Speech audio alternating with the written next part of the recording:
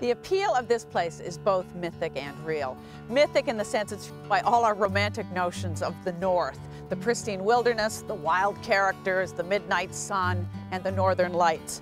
But it's real because this place is booming. It's the third fastest growing city in Canada and experiencing unprecedented upheaval. So I want to stand by the shores of Great Slave Lake and see what happens when you mix the two, which is why I've come to Yellowknife.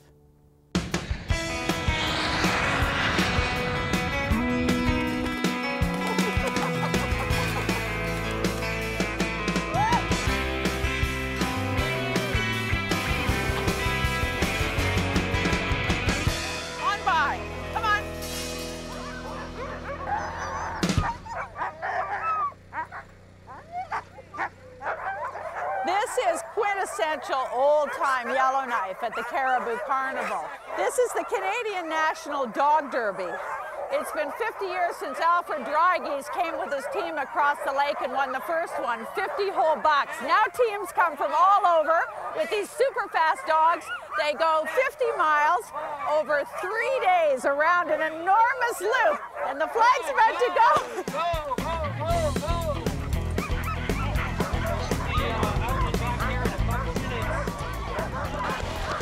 Man, those dogs are fast. Yellowknife's Caribou Carnival is a chance for locals to get out, have some fun, and revel in the coming of spring. It's also a celebration of northern culture.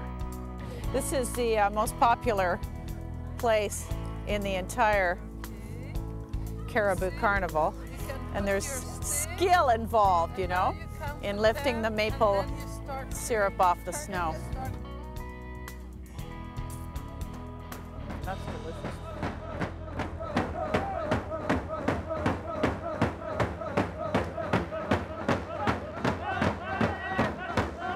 Okay, this may look confusing, but that is actually the point.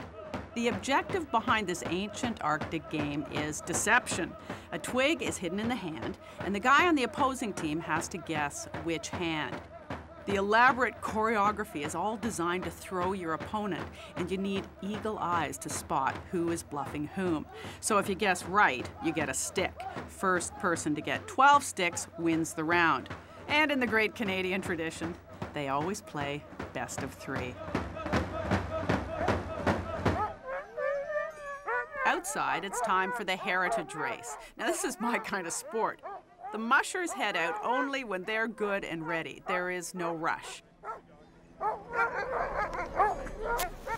When they complete a short run, they come back and light a fire without using paper, and then make a cup of tea. How civilized is that? Hey, it's good tea. Competitors are judged on the best traditional costume, best traditional sleds, and best traditional dogs. And by the way, bribery of the judges is not only accepted, it's encouraged. And cookies are good. Oh, fabulous. Very nice. Cheers. Not bad. 11 out of 10. Meanwhile, back at the starting gate, some mushers are only leaving. You know, this looks like way too much fun. And easy. I think I could do that. At one point in its history, the Northwest Territories included all of Alberta, Saskatchewan, the Yukon, and most of Manitoba, Ontario, and Quebec. Today, it's shriveled down to just over 1 million square kilometers. The population of the NWT is about 40,000, and almost half of them live in the capital, Yellowknife. Yellowknife is a true boom town. In fact, there are more jobs here than people, which has meant an influx of latter-day stampeders, all eager to cash in on the territory's newfound wealth. The new face of Yellowknife is reflected in its restaurants, which give the place an unexpected cosmopolitan feel. Curried caribou, north meets south, and east and west. In the old days, the glitter of gold was the big draw. Today, the mineral of desire is of the more sparkly variety. This is the polar ice that changed everything for Yellowknife and the Northwest Territories. These are raw, uncut diamond crystals right out of the ground. This is worth about $100,000. A decade ago, this place was on a slow track to nowhere as the gold mines were closing, a government town basically, and diamonds were found. There are now 2 mines open. Canada is the 3rd largest diamond producer in the world with only 2 mines, so that will only get better. The industry has boomed here. This is the fastest growing economy in North America. People are coming here from all over the world. God, these diamonds feel great. This looks like something associated with a diamond business. So they got the barbed wire and the heavy security. This is the Arslanian Cutting Works, and it is the biggest diamond polishing factory in North America. Most of the workers here, well, they're artists really, come from Eastern Europe, but local talent is also getting noticed and nourished. Janine Pilon is a diamond brillianter or polisher here. Going to tell me what she's doing. I'm polishing the pavilion, which is the bottom of the diamond. Yeah.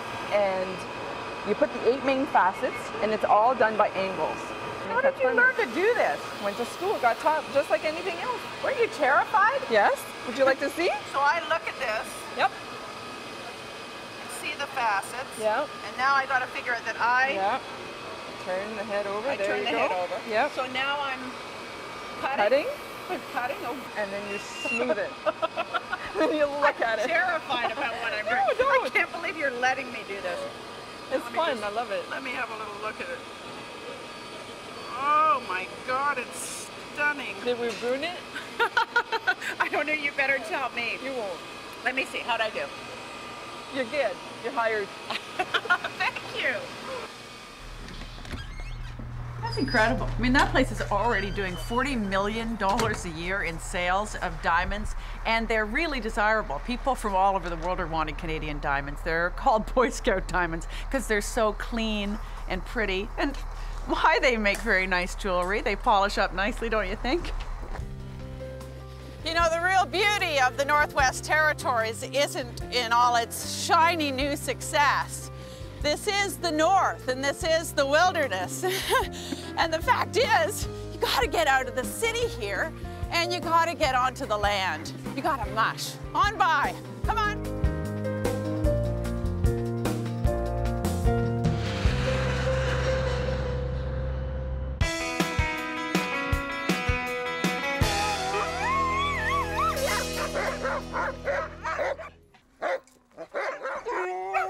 Pierre Trudeau said, you haven't seen Canada till you've seen the North, and you haven't seen the North till you've seen it from a dog sled. What a great fantasy. So Peg Billingsley is going to take us out for a ride. All right. So we'll harness up the dogs and head off. There's nothing as unruly as sled dogs. I mean, truly, there is Absolutely. no corporate vultures, there is no bond trader in the world that looks more out of control than a dog just before he shuts up and gets going. And this is organized chaos. All right, what do I need to know?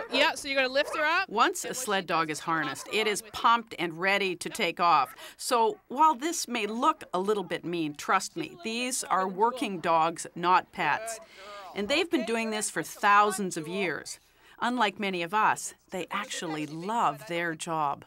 So Valerie, most important rule in dog sledding is never, ever, ever, ever let go of the sled. Okay? The reason is that these dogs know go, they don't know whoa. And try whoa. Try whoa, but they won't listen to Yeah, pretty much. Come on, girl, come on, sister. Hush, hush.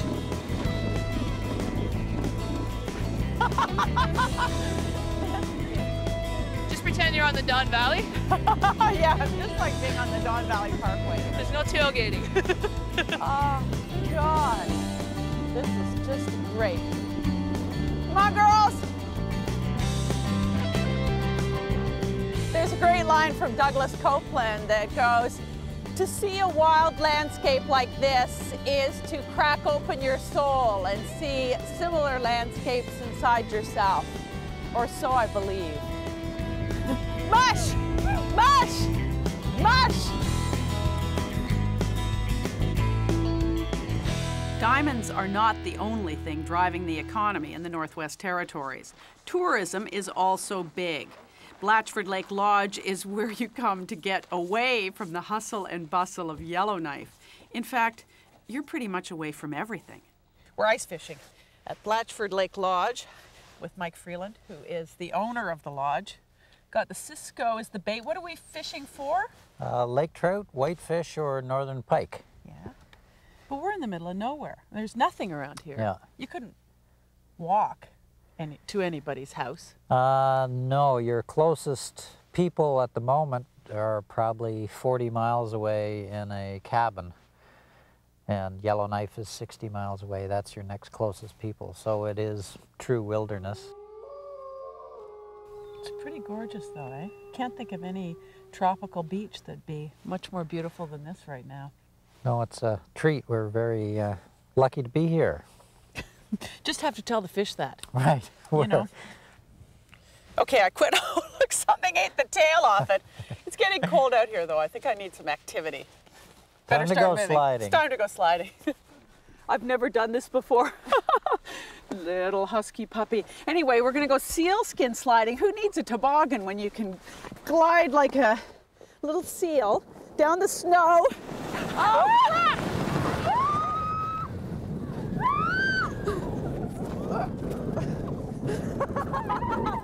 That was so good! That is so much fun. I should say these people are from South Africa, so this is very normal for them. This is fantastic. Let's do that again. Let's go back again. I'm very tempted to spend the rest of the afternoon doing this, but I want to see some caribou.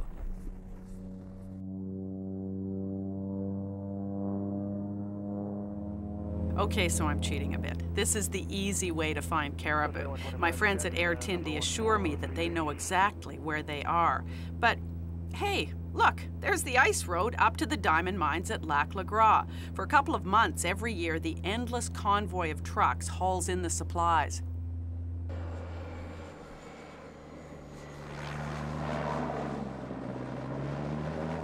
I'm here with Angus Charlow, who's a captain with Air Tindy.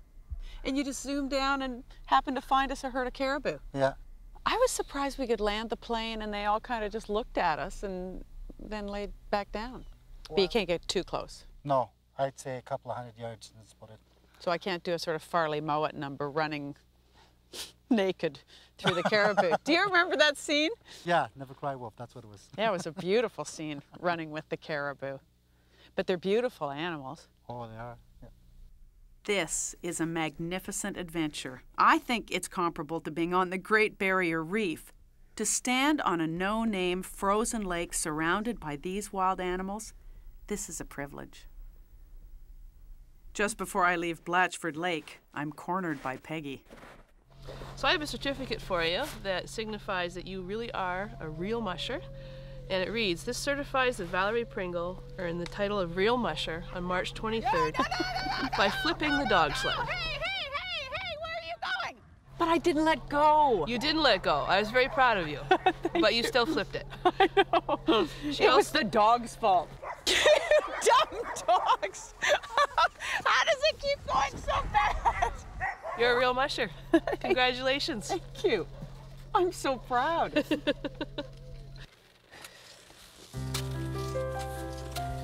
This is a dream of cross-country skiing. It's just absolutely pristine. It's like they say, the North isn't the final frontier, it's a permanent frontier. Feel like you could just turn left at the Morning Star and go straight on till morning. And if you cannot find me, I guess I'll be at the North Pole. Wait a minute. What am I thinking? What's in the North Pole? I should be heading back to Yellowknife and check out that diamond scene. Maybe I should stake a claim.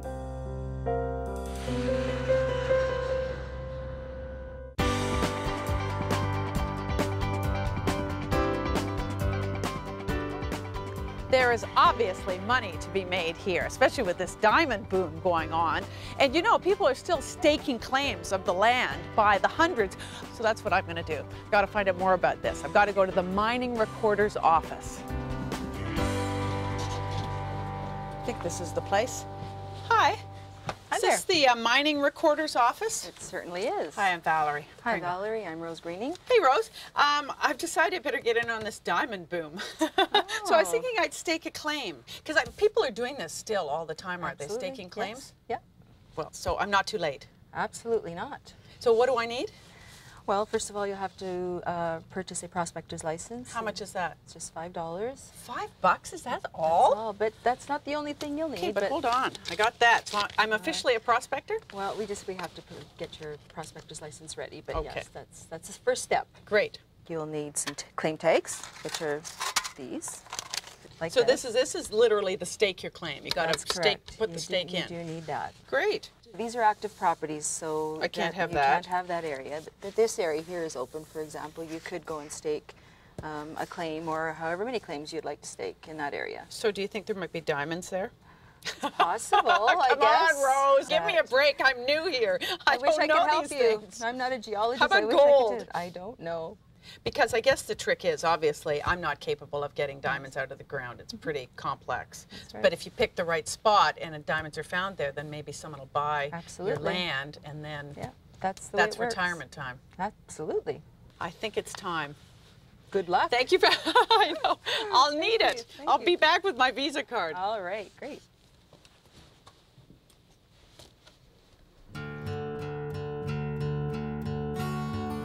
Great Slave Lake, a fantasy escape for every child imprisoned in geography class. It is, in fact, the deepest lake in Canada and the 10th largest in the world.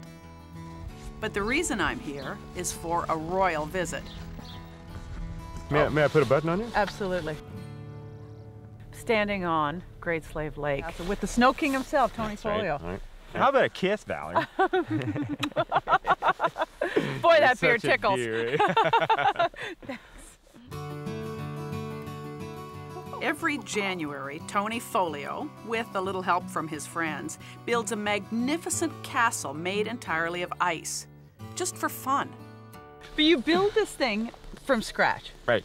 Yeah, we try to cut all our blocks in the beginning and get as many as we can, and then you know, when you start building, you'll put them all in a row, and then you know, when you come to a part where you want a window, you go to your stack of ice and you plunk them in. And you've got a hotel in there? Yeah, Can I stay? Snowtel. The Snowtel. Sure. It's like your own personal ice hotel in Yellowknife. How much Snow. does it cost? We've upped our rates to $100, but that's still quite affordable compared to what you'd get uptown. Oh, honey, it sounds good. Yeah. This is unbelievably cool. You come up the stairs to the Snowtel. This is amazing. Look at this place. Oh my gosh. This is wonderful. Okay, I'm moving into the Snowtel.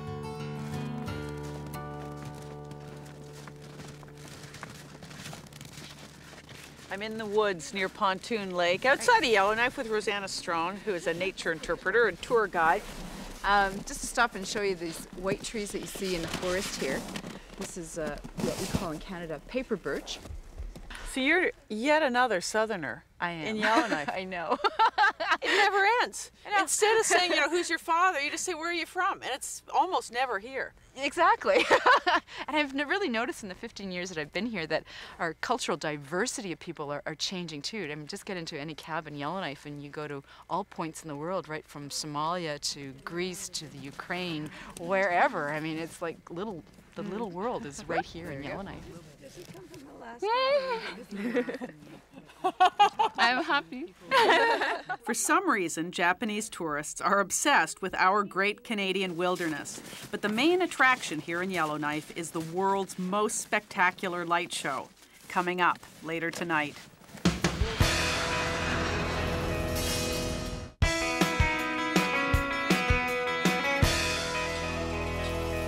While the recent discovery of diamonds has attracted a lot of attention in the NWT, there's another natural gem that's drawing the crowds today. I'm sitting in my Aurora Kotatsu, a Japanese word for a little heated seat, outside in the middle of nowhere. It's after midnight. It's about -15. I'm in a place called Aurora Village, which is 20 kilometers outside of Yellowknife. And this has spectacular viewing of the Northern Lights. And mostly Japanese tourists, I guess almost 8,000 of them a year, come here to just look up and say, ooh and ah, look at this amazing light show. It is just fabulous. Now here's the thing, you would think with all the developments in technology that we would be able to film the aurora, like we're talking HD here, but no, it remains elusive to videotape. However, if you're a still photographer, this is paradise. Trust me, it is spectacular and you just have to be here. Which is why the Japanese tourists are. These people travel 19 hours. They fly Tokyo to Vancouver, Vancouver to Edmonton, Edmonton to Yellowknife. They get off the plane, they get into a parka and into a bus, come all the way out here just to see the lights. They stay 3 days just for that. Then they get back on the plane and they go home.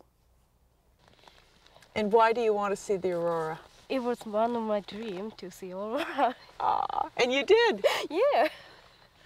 Yeah. Are you freezing to death? A little bit. Yeah. The ceremonial mace in the NWT legislature has the motto on it, "One land, many voices," in the 10 official languages of the territories. Nowadays, with the diamond boom, you're hearing dozens more languages on the street, and it is impressive. I sure admire the people who have lived in this landscape, and I wonder if I could possibly have been one of the pioneers to come here and help open it up. I somehow doubt it. Yellowknife is rich these days, but it isn't just the diamonds. It's true what they say. The North is not just a spot on the compass. It's in here.